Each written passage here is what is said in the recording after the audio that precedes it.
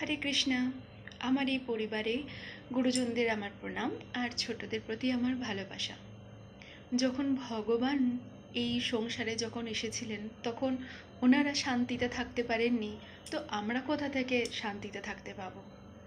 সকালে রাজ্যাভিষেক হওয়ার কথা ছিল, আর রাতে 14 বছরের বনবাস হয়ে গেল।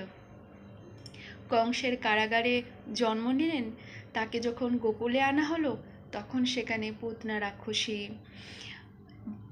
শাকাটাসুর, আরও কত অসুর তাকে মারার জন্য সেখানে এসেছিল।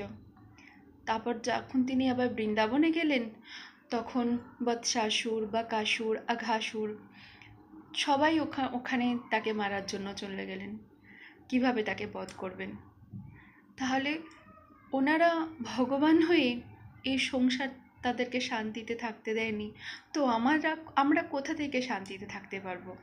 কিন্তু একটা কথার কি শেখার আছে জানো এখান থেকে?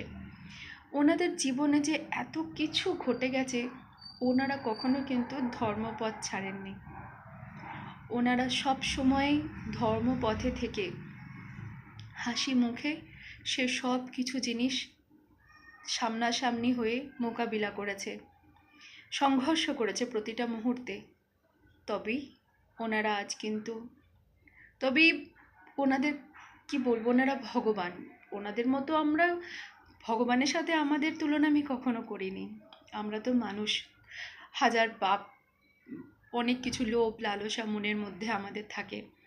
কিন্তু ওনাদের কাছ থেকে আমরা এটাই শেখার আছে আমাদের, যে ওনারা যদি এত কিছু জীবনের সংঘর্ষ করে ধৈর্য ধরে হাসি মুখে সেগুলো সামনাসামনি হয়ে জীবনে এগিয়ে যেতে পারে, তাহলে ওনারই তো সৃষ্টি আমরা।